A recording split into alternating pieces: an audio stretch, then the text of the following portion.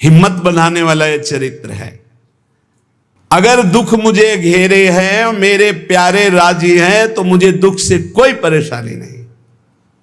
यह है प्रेमी का हृदय। देखो त्रिपुरदास जी महाराज कायस्थ कुल में प्रकट हुए। ब्रजमंडल में शेरगढ़ है, वहां इनका जन्म हुआ था, वहां के निवासी थे। और आपके पिता राजमंत्री थे। बचपन से ही भगवत भक्ति के संस्कार थे।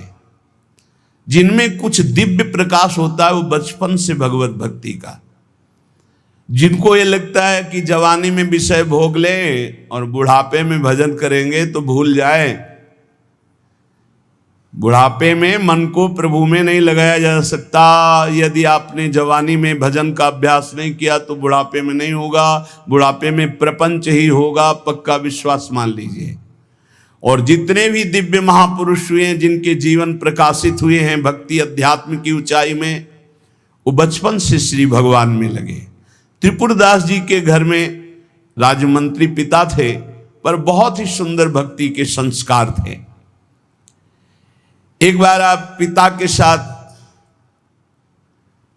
आगरा से किसी कार्य के लिए गिरिराज जी आए, तो यहां ठाकुर श्री श्रीनाथ जी का दर्शन किया। यही विराजमान थे अन्योर में, जहां जतीपुरा इधर ठाकुर जी यहीं प्रकट हुए हैं। श्रीनाथ जी अपने ब्रज के हैं, गिरिराज जी के।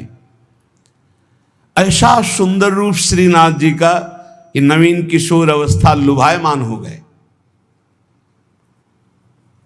बहुत हट किया, अब मैं नहीं जाऊंगा, इन्हीं के दर्शन करूंगा, इन्हीं के पास रहूंगा। पिता राजमंत्री थे, वहां किसी परिचित से कहा कि बालक है, हट करता है त्रिपुरदास, इसको हम छोड़ देते हैं 2-4-10 दिन यहां। देखो भगवान का विधान, या श्रीनाथ जी के दर्शन करेगा, फिर हम आदमी भेज देंगे, बुला लेंगे। अब वो दैवी योग से प्रेरित थे, पुत्र को यहां छोड़ दिया और वापस वो लौटे तो रास्ते में कुछ वैरी दल के राज सैनिक को दुष्टों ने घेर लिया और मार डाला, पिता को मार डाला। भक्तों के जीवन में प्रारंभ से ही विपत्तियों की बौछार हो जाती है, लेकिन आप ऐसा डरिएगा मत। क्या जिनके हृदय में भक्ति नहीं है उनके परिवार के लोग नहीं मरते क्या? जिनके हृदय में भक्ति नहीं वो क्या दुख नहीं भोगते क्या? ये अज्ञानी जन है, नहीं जानते। शरीर रचना के समय शुभ अशुभ कर्मों के अनुसार दुख सुख पहले से रच गया है। भक्ति तो हम आज कर रहे हैं, ये नई खेती है, ये भक्ति का फल नहीं। वो दुख सुख पुराने हमारे कर्मों का फल है। जब आपने सुना, सूचना आई कि तुम्हारे पिता को बैरी दल ने मार डाला है, तो श्रीनाथ जी की तरफ देखा और कहा, आप तो हमारे पिता भी हो, मित्र भी हो, जीवन धन हो। हृदय में बड़ा आनंद हुआ कि चलो नाम मात्र का पिता अंतर्ध्यान हो गया, लेकिन मेरा जो अनंत जन्मों का पिता है उससे संबंध हो गया। अब तो मेरे श्रीनाथ जी के सिवा कोई नहीं है। एकदम निश्चिंत हो गए। रोज प्रभु के सामने भाव विभोर होकर रोया करते, नौ किशोर अवस्था, कि प्रभु अब आपके सिवा हमारा कोई नहीं है। एक दिन वल्लभाचार्य भगवान आचार्य चरण, जिनके दुलारे लाडिले श्रीनाथ जी हैं, उस सेवा में आए तो देखा है बालक बहुत एक दृष्टि से देखता है, रोता है। लाओ इस बालक को सामने लाया। ये है भगवत कृपा। जब भगवत कृपा होती है तब गुरु मिलते हैं, और जब गुरु कृपा होती तब भगवान मिलते हैं। जब भगवान की कृपा होती तब गुरुदेव मिलते हैं, संत मिलते हैं। जब द्रवहि दीन दयालु राघो तो साधु संगति पाइए। और जब संत द्रवित होते हैं तब भगवान का साक्षात्कार होता है। बुलाया और परिचय पूछा, कौन है ये? तो कहा अमुक राजमंत्री का पुत्र है, इनके पिता यात्रा में मारे गए हैं और ये बहुत आसक्त चित्त होकर श्रीनाथ जी को देखते, श्रीनाथ जी से रोते हैं। त्रिपुरदास जी ने साष्टांग दंडवत किया वल्लभाचार्य जी को और कहा, प्रभु मैं मात्र पितृहीन, न मेरे माता है न पिता है, मैं अनाथ बालक हूं, बस मेरे नाथ तो श्रीनाथ जी ही हैं, और आपके श्री चरणों का आश्रय दे दिया। प्रभु मुझ अनाथ दीनहीन को आप स्वीकार कर लीजिए। बहुत प्रसन्न हुए। इतना छोटी अवस्था में ऐसे शुद्ध शब्द, ऐसे भागवतिक चेष्टाएं। चलो आज अभी इसी क्षण मैं इसको दीक्षा देता हूं। आचार्य श्री वल्लभाचार्य जी विधि पूर्वक दीक्षा देकर ब्रह्म संबंध कराया। कुछ दिन तक पास रखा और कहा, वापस जाओ घर। श्रीनाथ जी की सेवा की भावना रखो, निरंतर चिंतन करो, ध्यान में श्रीनाथ जी का स्मरण रखो, भक्ति में जीवन व्यतीत करो। हमारा सदैव कृपा प्रसाद तुम्हारे साथ है। गुरु आज्ञा तत्काल श्रीनाथ जी से उनके जो परिचय के थे ले गए। यवन राजा था, उनके राजमंत्री थे पिता। तो जब नौ किशोर अवस्था से थोड़ा बड़े हुए तो इनके पिता का पद इनको दिया, राजमंत्री बना लिया। अब ये राजमंत्री में जितना वैभव मिलता, तो इन्होंने एक बात सत्य समझी कि धन की सच्ची योग्यता क्या है। बोले संतों के मुख में चला जाए, संतों की सेवा में चला जाए, भगवंत सेवा में लग जाए, सो धन धन्य प्रथम गति जाकी। धन की सार्थकता है। ये भागवतिक सरकारी बैंक है। जैसे भारतीय सरकारी बैंक में जमा करो, जब चाहो ले लो ब्याज सहित, ऐसे भागवतिक सरकारी बैंक है। गौ संत जन, ब्रह्म ऋषि जन, भगवान किसी विग्रह की अर्चा पूजा और किसी ऐसे असहाय की, जो बीमार है, जो अपवित्र है, असमर्थ है, उसकी सहायता भगवत भाव से कर देना, उसमें जो धन खर्च होना, ये सब भागवतिक बैंक में जमा होता है। आपको मिलेगा, ब्याज सहित मिलेगा। हमारे प्रभु की बैंक में परसेंट बहुत ज्यादा मिलते हैं। 1 रुपया का लाख गुना ब्याज मिलेगा। देखे ये जो आप देखते हैं कि अमुक अमुक पद पर बैठ गया, अमुक राजा बन गया, अमुक अमुक बन गया, ये पूर्व जन्म का है। पूर्व जन्म का आप देखते हैं छा गया, ये पूर्व जन्म का सुकृत है। वैभव ऐश्वर्य चरण चूम रहे, वाह वाही हो रही, ये सब पूर्व का पुण्य है, 1 का लाख गुना। पर इस बैंक में विश्वास नहीं होता, किसी किसी को विश्वास होता है। और इस बैंक में जमा कर देने पर अगर आपने कह दिया तो तत्काल वो फल जो गुणा करके आपको प्लस मिलना था नहीं मिलेगा। ध्यान कर लेना। यदि माइक से हो गया कि अमुक जगह के अमुक भगत ने 5000 रुपए दान किए, भगवान इनका मंगल करें, तालियां बज गई, हो गया, उड़ गया, आपके बैंक का ब्याज उड़ गया गया। जैसे सभा में खड़े होकर अपने पाप को स्वीकार कर ले तो उड़ गया, खत्म पाप। ऐसे सभा में यदि पुण्य स्वीकार कर ले तो खत्म। बुजुर्ग जन कहते थे कि दान ऐसा करे कि दाएं हाथ से दे, बायां हाथ न जाने। नेकी कर दरिया में डाल, कोई जान न पावे, तब लाख गुना हमारी भागवतिक बैंक से उसे मिलता है। ये तो हुआ अपना धन देने पर। और अगर ये बात हो जाए कि हे प्रभु आपकी वस्तु आपको समर्पित करते तो भगवान मिल जाएंगे, तो दियम वस्तु गोविंदम तुभ्यमेव समर्पये। ये निश्चय किया त्रिपुरदास जी ने कि राजमंत्री पद से जो भी धन आएगा, मैं केवल सेवक की तरह प्रसाद से शरीर पोषण करूंगा, सारा धन संत सेवा और भगवंत सेवा में लगाऊंगा।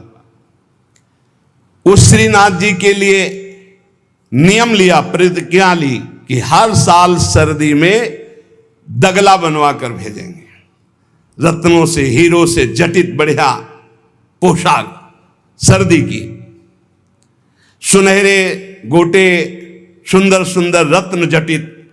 अब चाहे करोड़ों के रत्न लग जाए श्रीनाथ जी के लिए, और राजमंत्री थे, दगला भेजते। और रोज संत सेवा होती त्रिपुरदास जी के यहां, संत जन आते, प्रसाद पाते। धन की यही सार्थकता है। जय जयकार हो, भगवान नाम कीर्तन हो, भगवत अनुरागी जन आकर प्रसाद पावे, भगवान की आरती पूजा सेवा। धन्य है वो गृहस्थ, वो धन्य, वो तीर्थ है उसका घर जिसके घर में भगवान की आरती होती, भगवान का नाम कीर्तन होता, आए हुए अतिथियों की सेवा होती है। और श्रीनाथ जी भी बड़े रिजवार ठाकुर, बहुत खुश होकर के, प्रसन्न होकर के वो दगला धारण करते। श्री विठलनाथ जी श्री वल्लभाचार्य जी के पुत्र हैं। वो देखते कि और वस्त्र जब धारण कराते तो ठाकुर जी धारण करते हैं, लेकिन जब त्रिपुरदास जी का दगला धारण कराते तो ठाकुर जी फूल जाते हैं, प्रसन्न हो जाते हैं। भक्त के द्वारा प्रेम से दी हुई वस्तु भगवान बहुत भाव से स्वीकार करते हैं। सब दिन होत ना एक समान, एक समय ऐसा भी आता है जो बहुत ही अंधेरे का होता है, एक समय प्रकाश का आता है। जैसे दिन रात ऐसे सुख और दुख। अब यवन बादशाह था, उसके पास द्वेषियों ने सूचना लगा दी कि ये राजमंत्री हैं, आपको पता नहीं है, आपके धन का बड़ा दुरुपयोग करते हैं, साधु महात्मा इनके यहाँ खाते रहते हैं और न जाने क्या क्या खूब लुटाते हैं, आपके यहां से वैभव चुराया जाता है। और वो राजा यवन, उसकी बुद्धि बदल गई, उसने तत्काल आदेश किया सर्वस्व अपहरण कर लिया जाए, त्रिपुरदास जी का सर्वस्व संपत्ति जब्त कर ली जाए। मतलब पात्र भी घर में नहीं रह गए, सब जब्त कर लिया गया। जहां रोज संत सेवा, ठाकुर सेवा, श्रीनाथ जी के लिए बहुत महंगा पोशाक सर्दी की, सब एक पात्र भी नहीं रहने दिया, सब जब्त कर लिया। खाने पीने के लिए एक दाना भी नहीं रह गया, कुछ नहीं, सब जब्त कर लिया, केवल दिवाले दिवाले। अब आप विचार करो, जिसका ऐसा चल रहा हो उसका ऐसा, इसलिए होश में रहना चाहिए। सब दिन होत न एक समान, ये शब्द याद रखना चाहिए। सुख है तो फूलो मत, कल दुख आने वाला है। शरीर स्वस्थ है तो अभिमान मत करो, कल कोई रोग आ जाएगा। जीवित हो तो अभिमान मत करो, कल ही मृत्यु आ सकती है, आज भी आ सकती है। होश में। खूब धन संपत्ति है, कल ऐसा हो सकता है टुकड़े टुकड़े के लिए मोहताज हो सकते हो। पक्का पक्का। आज दुखों घेरे हैं तो आप निराश मत होइए, कल आप बहुत बड़े आदमी बन सकते हैं। उत्साह संपन्न रहिए। आज बहुत बड़े आदमी हैं, धन है, संपत्ति है, वैभव है, नौकर चाकर है, बहुत फूलिए मत। हो सकता है ऐसा समय आ जाए कि तुम्हें किसी के यहाँ नौकरी करनी पड़े अपने पेट भरने के लिए। समय बहुत विचित्र है, पलटने में देर नहीं लगती, पलटने में देर नहीं लगती। खाने पीने तक के लिए नहीं रहेगा, सब यवन राज ने जब्त करवा लिया। अब जैसे तैसे बहुत गरीबी से, कष्ट से जीवन यापन होने लगा। अब आए सर्दी की ऋतु। सर्दी की ऋतु में श्रीनाथ जी को दगला भेजते थे, खूब सुंदर सजा करके। यहां सजाने की क्या बात, खाने की भी कोई वस्तु नहीं रह गई थी। ठाकुर जी की सेवा की प्रतिज्ञा की थी कि जब तक जीवन है आपके लिए पोशाक भेजूंगा। अब सर्दी में कैसे पोशाक भेजे, खाने के लिए भी नहीं। बहुत जोर जोर से रोना आया कि हम हर कष्ट सह सकते थे, लेकिन आपकी सेवा, ये जो सर्दी की पोशाक भेजने की थी, अब कैसे होगी आपकी सेवा। और ये सेवा नहीं होगी तो मेरा जीना, क्योंकि मैंने नियम लिया था कि मैं अपने जीवन में जब तक जीऊंगा हर वर्ष आपको सर्दी के समय पोशाक भेजूंगा सर्दी की। आप ठाकुर जी से विनय करने लगे कि मैं सब कष्ट सह सकता हूं, आपकी सेवा छोड़कर नहीं। इतने में देखा, दृष्टि गई तो एक ऊपर दावात रखी थी। आपको जैसे कोई डूबते हुए को तिनके का सहारा मिल जाए, और वो दावत पीतल जैसी दिखाई दे रही थी, तो लग रहा था कुछ सिक्के की तो बिकी जाएगी। दावत ली, बाजार में बेचने के लिए गए कि अगर ये बिक जाएगी तो थोड़ा भी कपड़ा मिल जाएगा तो नियम की तो पूर्ति हो जाएगी। भगवान अपने भक्तों को ऐसा कष्ट क्यों देते हैं? क्यों देते हैं? बड़े आराम से जय जयकार हो रही थी, संत सेवा हो रही थी, ठाकुर सेवा हो रही थी। श्री प्रियादास जी कहते हैं, भयो ईश ख्याल, इष्ट देव को ये पसंद है। डरना मत, डरना मत कि इष्ट देव को ये पसंद, क्या पसंद है? अनन्य चिंतन, धन का आश्रय भी नहीं होना चाहिए। सुनेरी मैंने निर्बल के बलराम, अपबल तपबल और बाहुबल, चौथो बल है दाम। और आपसे बता दें, कक्षा 1 के विद्यार्थी से पीएचडी के प्रश्न नहीं पूछे जाते। आप मत डरना, क्योंकि आप क्लास में हैं ही नहीं, आप इस क्लास में नहीं हैं। आप डरना मत। नहीं आपको लगे कि भगवान हमारी भी परीक्षा लेंगे तो आज जो चैन से हम एसी में रह रहे हैं, कल फिर सब खत्म हो जाएगा, ऐसा नहीं। ये डिग्री वालों की होती है। अपने लोग वो पार्टी छुइया वाले पहले क्लास वाले हैं, खूब टॉफी मिलेगी और आराम से पढ़ने को। यहाँ परीक्षा नहीं होती। यहाँ 2-4 क्लास तो ऐसे ही बढ़ा दिए जाते हैं। जब डिग्री आती है तब वहां परीक्षा होती है, इस बात की कि अब तुम्हारी स्थिति क्या है। त्रिपुरदास जी के ऊपर जो भगवान की विशिष्ट कृपा हुई, ये भगवान श्री कृष्ण चंद्रजू ने युधिष्ठिर जी से कहा। एक बार युधिष्ठिर जी ने कहा कि प्रभु, ऐसा भी आपका नाम लेते हैं, धर्म से चलते हैं, कोई कदम भी कहीं अधर्म नहीं। अर्थ समझ लो भाई, डरना नहीं, डरना ले ली। इसलिए बीच में कह रहे कलयुगी भगत है, ये ले अपनी कंठी माला अनुग्रहामी। बहुत अनुग्रह हमें नहीं चाहिए, आपका अनुग्रह। भगवान ने युधिष्ठिर जी से कहा, यस्याहम अनुग्रहणामि, जिसे मैं स्वीकार कर लेता हूं कि ये मेरा है, उस पर मैं कृपा करता हूं। हमने ये देखा,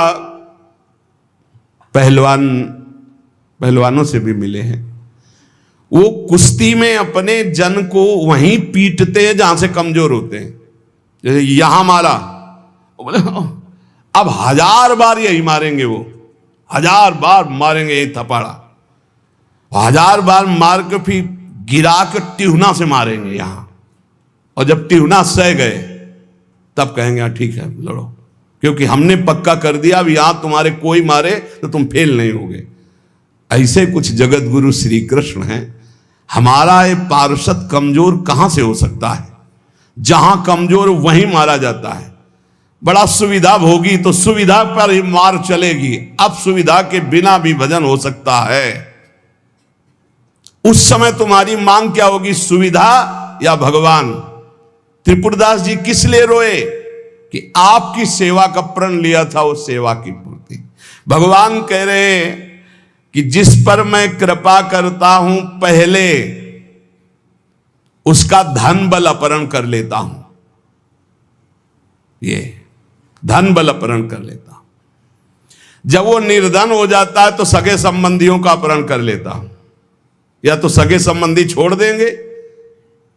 देखा ना, पिता रास्ते में ही राधे श्याम।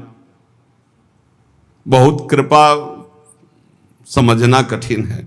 सुनाया था एक बार भगवान शंकर की कृपा। माता पार्वती जी से कहा चलो मैं आपको अपने भक्त के दर्शन कराता हूं। बोले चलो प्रभु। तो बोले पहले अभक्त के दर्शन कर लो, तब भक्त के दर्शन आप सुख पाओगी। तो गए तो सुपारी कतर रहे थे बैठे, इसमें बढ़िया गद्दा लगा हुआ था, गिरदा लगा, 50 गाय 50 भैंसे दूध दुही जा रही थी। प्रातःकालीन का समय था। संत वेश में गए और कहा भगत जी 100 ग्राम दूध दे दो, शालिग्राम भगवान को स्नान कराना है। चल दिया सुबह से, और क्या क्या बोलना। महादेव जी ने कहा हे भगवान, जितनी संपत्ति और वैभव इससे दुगना इसकी कर दो।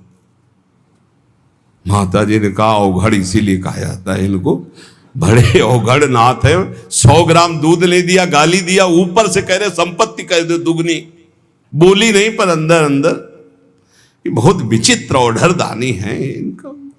आशुतोष बोले चलो भगत के दर्शन। बोले अभक्त तो ऐसा था कि अगर आप साथ ना होते तो इसको भस्म ही कर देती हम, क्योंकि अंबा तो शक्ति है।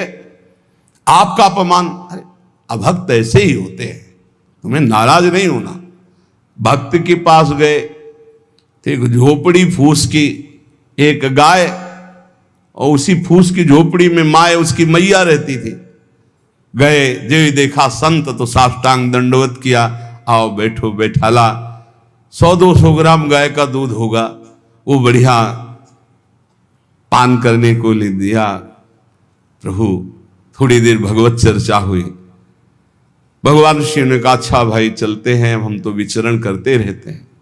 बोले संत भगवान कभी पुनः कृपा करके आना। कुटिया के बाहर निकले और कहा हे करुणा निधान भगवान, इसकी गैया और मैया दोनों हटा दो, मार दो। अंबाजी ने कहा आप बर्दाश्त नहीं होगा। 100 ग्राम दूध नहीं दिया तो उसको दुगना संपत्ति दे दी, और एक गाय पूरा दूध आपको पिला दिया, और मैया बातचीत करने के लिए थी उसको भी आपने मार दिया। कहा कि वो ये क्या है? बोले अभी तुम नहीं समझे। जब इतनी संपत्ति में साधु अपमान करके ऐसी गालियां देता, जब डबल संपत्ति होगी तो ऐसा अपराध करेगा घोर नरक जाएगा, समझो। और इसका कुछ मन मैया में जाता है, कुछ गैया में जाता है। दोनों भगवान के पास गए, वे अखंड हमारा चिंतन करेगा, ये हमें लीन हो जाएगा। माता जी का ये बात तो सही। तो बोले जिस पर मैं कृपा करता हूं इस माया प्रपंच से उसे अपने स्वरूप में स्थित करता हूं। वो जरूरत देखो, जरूरत है। ऐसा नहीं कि एक बुखार की दवा सबके साथ चलेगी। बुखार की भी क्वालिटियां हैं, समझना। अब मलेरिया है तो उसके लिए अलग, डेंगू है तो उसके लिए अलग, साधारण वायरल है तो उसके लिए अलग। हम लोग साधारण बुखार वाले हैं, चिंता मत करो। ऐसे हाई इंजेक्शन नहीं लगेंगे जैसे त्रिपुरदास जी के लगे, या प्रहलाद जी के लगे, या नरसिंह मेहता जी के लगे, या मीरा जी के लगे। अपने लोगों के नहीं लगेंगे। बहुत ऐसे वायरल, जैसे ऋतु का बुखार है ना, अपने लोग ऐसे बुखार के मरीज हैं। डेंगू वाले नहीं है कि भर्ती हो जाए प्लेटें कम हो रही। डरना मत। अलग अलग बुखार की जैसे दवा, ऐसे अलग अलग भक्ति की स्थिति की परीक्षा होती है। अब इसकी स्थिति क्या होगी वो तो जगत पावन करने वाले भगवान ये देखते हैं। बहुत सुंदर बात है ये, अगर समझ में आ जाए। भगवान अंधकार का नाश कर देते हैं, भगवान स्वप्न का नाश कर देते हैं। ये सब स्वाप्निक जगत है। अब मोह ममता से युक्त इसलिए डर जाओगे, तो हम कह रहे हैं तुम्हारे साथ ऐसा होगा ही नहीं, क्योंकि तुम उतनी स्थिति के ही नहीं हो। डरना मत, सच्ची मानिए। क्या चक्रवर्ती सम्राट अम्बरीश जी भगवान के भक्त नहीं है? ध्रुव जी भगवान के लिए भजन करने के लिए गए तो आज ऐसा पद मिला कि त्रिभुवन में किसी को नहीं। सुदामा जी को दरिद्रता प्राप्त थी और सुदामापुरी की रचना हो गई, जैसे द्वारिकापुरी की रचना। आप हमारे श्री कृष्ण के प्रति ऐसा ना सोचे, ये जो कह रहे हैं बड़ी गुप्त बात है। उसके अंदर के ममत्व का नाश कर देते हैं, उसके अंदर के अज्ञान का नाश कर देते हैं। क्या आप अपने अज्ञान का नाश करवाना नहीं चाहेंगे? यहां अज्ञान की वृत्ति के नाश की बात। आप ऐसा मत सोचिएगा। और आज तक कोई भक्त आपको भिखारी नहीं मिलेगा। आप ध्यान दीजिएगा, पुरुष से लेकर के जहां दृष्टि डालिए, जहां भक्तों को तो आपके 4 घर में लोग होते हैं, उनके भोजन की व्यवस्था में आप चिंतित रहते हैं, समझ रहे? जब हम मांग के खाते थे तो भूखे रह जाते थे, और जब भरोसे पे हैं तो 300-400 लोगों का बाल भोग, राज भोग और शयन भोग अपने आप हमारे प्रभु पूरा करते। तो हरिष्य तद धनम, तुम्हारा घर कितना बड़ा है, हमारे घर में कितने बैठे देख लो।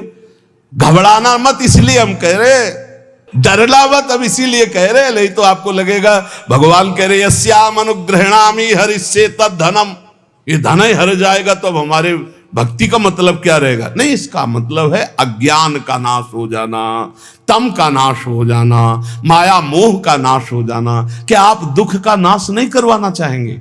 ये भक्ति दुख का नाश करके सर्वतोभावेन महासुख प्रदान करने के लिए है। ततो धनम त्यजन्त्यस्य स्वजनाहा दुख दुखितम। भगवान कह रहे हैं फिर उसके परिवार वाले उससे प्यार नहीं करते। क्या झूठे प्यार में फंसे रहकर जिंदगी गंवाना चाहोगे? क्या आप ये नहीं जानोगे कि तुम्हें कोई प्यार नहीं कर रहा? क्यों झूठ में जीवन व्यतीत करना चाहते हो? सच्ची कोई प्यार नहीं कर रहा, कोई प्यार नहीं। अपने सुख के लिए प्यार कर रहा है, कोई तुम्हें प्यार नहीं कर रहा। तो भगवान कह रहे हैं मैं परिवार से भी उदासी पैदा, कोई उसको प्यार नहीं करता। असलियत में आ गई बात कि कोई प्यार नहीं करता। फिर कह रहे हैं कि जब वो व्याकुल चित्त हो जाता है, कोई उसे प्यार नहीं करता, ऐसा लगता है सब मुझे छोड़ दिए, तब मैं एक रास्ता देता हूं अपने भगवत प्रेमी महात्मा का। वो विशुद्ध संत से मिलता है, और जब संत से मिलता है तब मैं उसे अपनी कृपा से ऐसा सराबोर कर देता हूं, अनुग्रह की वर्षा कर देता हूं, और वो मेरे में डूब जाता है। महाभागवत जन्म जन्मांतर के पापों का नाश करके महान सुख की प्राप्ति, ये है रहस्य हमारे प्रभु का, जो भक्तों के जीवन में जगह जगह पर दुख दिखाई देता है। वो हर मोड़ में ईंट खड़ी कर देते हैं, इधर चल सीधे। ये इतना फिसड्डी मन है कि अगर वो कृपा न करे तो माया में फंसा रहे, पर वो ऐसे ईंट रखते चले जाते, निकल मेरी तरफ बढ़कर आ जा। अब त्रिपुरदास जी बाजार गए तो उस समय उन्हें 100 पैसे मिले, 1 रुपया। 1 रुपया कपड़े की दुकान में गए, मोटी मार्किन को। अब जहां इतना कीमती वस्त्र, सोने के गोटे, हीरे लगाकर सुंदर ऐसी पोशाक भेजते थे, वहां आज स्थिति की मार्किन कैसे ठाकुर जी को भेजे? लाल रंग से लगा, लाल रंग अनुराग का रंग, सफेद मार्किन लाके आंसू गिरते जा रहे हैं कि नाथ ये मोटा मार्किन आपके तो दास दासियों के लायक था, आपको कैसे? पर कुछ नहीं है। अनुराग में भीने हुए नेत्रों से अश्रुधार बह रही है, हृदय में भारी दीनता है, और ऐसी ही वस्तु प्रभु को बहुत पसंद आती है।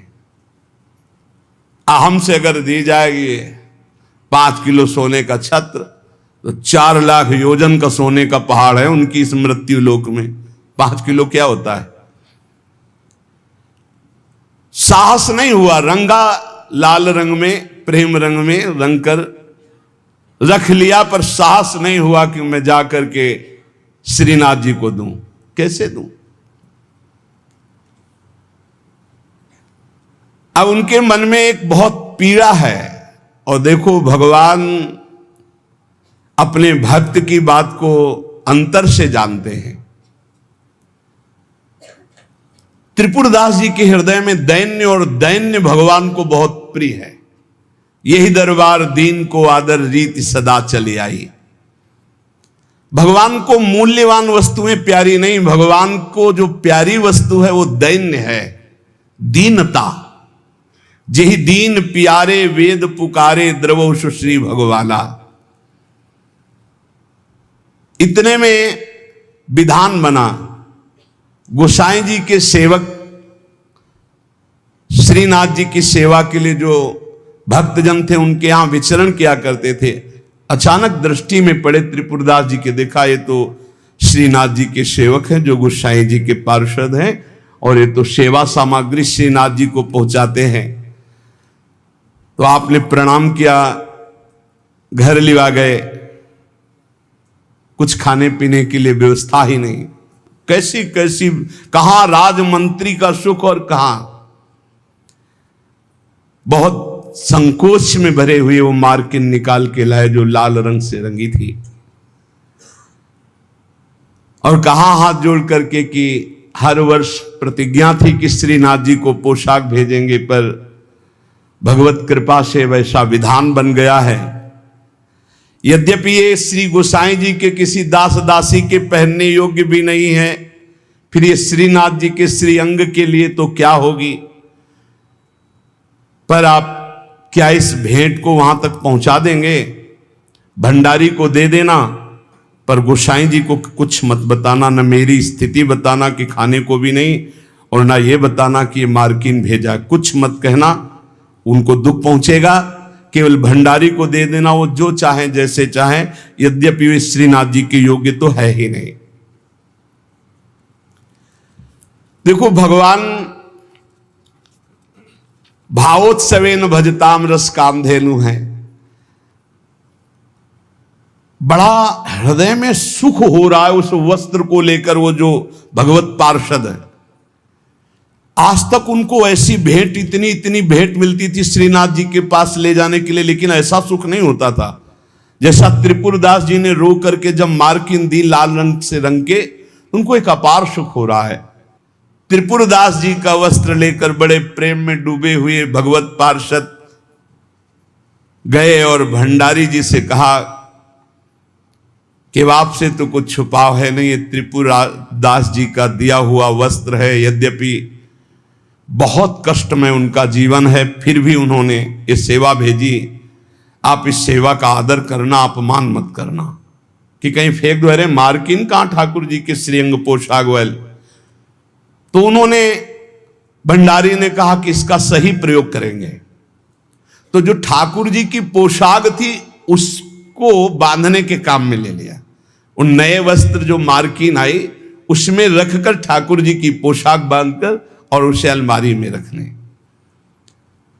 परम स्नेही ठाकुर जी कांपने लगे।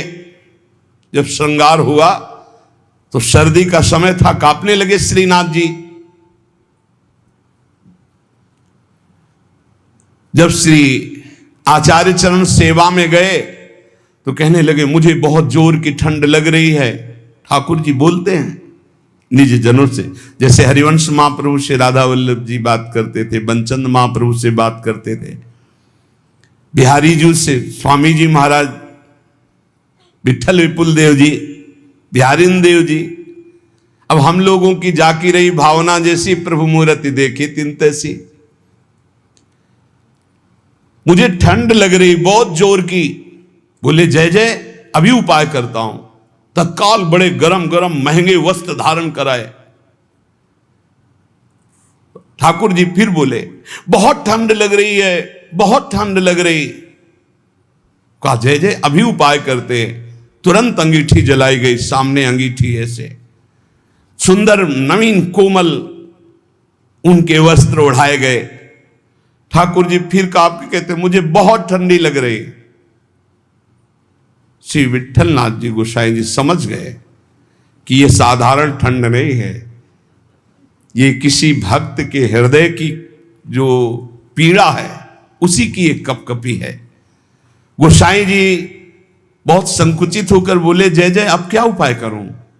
आपको सुंदर सुंदर दगला पहना दिया, सुंदर गरम वस्त्र उड़ा दिए, अंगीठी आपके साथ, फिर भी आप कह रहे हैं आपको ठंड लग रही। एकदम ध्यान गया। उन्होंने कहा किसी भक्त के वस्त्र का तो अपमान नहीं हो रहा है। सेवक को बुलाया, तत्काल बही खाता लाओ, इस वर्ष किसकी किसकी पोशाक आई है, किसकी नहीं आई। बही खाते में सुनाया गया, लेकिन त्रिपुरदास जी का नाम नहीं था। त्रिपुरदास जी का नाम इसलिए नहीं लिखा कि कोई पोशाक ही नहीं थी, मार्किन लाल रंग से भेजी गई थी। श्रीनाथ जी बड़े स्नेही हैं, बहुत प्यार करने वाले हैं। विठलनाथ गोस्वामी जी ने कहा त्रिपुरदास जी का नाम नहीं सुनाया, हर वर्ष भेजते थे, क्या इस वर्ष पोशाक नहीं भेजी? देखो, एक तो भगत होते हैं कुछ फुलरा चढ़ता 4 दिन की भक्ति का, सोडा वाटर की तरह मार फूल के एकदम। और एक भक्त होते हैं जो गंभीरता पूर्वक कदम बढ़ाते, जितनी सेवा तो बढ़ाते चले गए, पूरा जीवन समर्पित कर दिया। और एक होते हैं एकदम फुलरा की तरह से बड़े हो, बस खत्म। हमें लगता है कि भक्ति सोडा वाटर वाली ना करो, क्षणिक वैराग्य वाली मत करो, एक कदम बढ़ाओ पर बहुत मजबूत बढ़ाओ। जीवन में चाहे जितना संकट आ जाए, उतने कदम जो हम बढ़ चुके हैं भक्ति के, पीछे नहीं लौटेंगे, चाहे मृत्यु क्यों ना हो जाए। ऐसी दृढ़ निष्ठा रखनी चाहिए, तभी माया पर विजय प्राप्त होती है। पोशाक हर वर्ष त्रिपुरदास जी भेजते थे, उनका नाम वही खाते में था, क्यों नहीं भेजा? सेवक ने कहा राजकोप के द्वारा सारा धन उनका नष्ट कर दिया गया, छीन लिया गया है, तो कुछ नहीं भेजा? नहीं भेजा है। मार्किन भेजी, लाल कपड़े में, लाल रंग में रंग करके कपड़ा आया है। वो ठाकुर जी की पोशाक लायक है नहीं, इसलिए ठाकुर जी की पोशाक रखकर उसमें गोसाई जी ने कहा अच्छा अच्छा आप समझ में आए, इसीलिए ठाकुर जी को ठंडी लग रही। अरे जल्दी वो कपड़ा लाओ, जल्दी कपड़ा लाओ। और तत्काल दर्जी को बैठाल कर तत्काल सिलवाया। और ठाकुर जी को जे ही अंग में धारण करा, ठाकुर जी मुस्कुरा दिए और बोले हां अब सर्दी दूर हो गई। बड़े रिझवार ठाकुर है। प्रेम प्रभु को चाहिए, भाव प्रभु को चाहिए।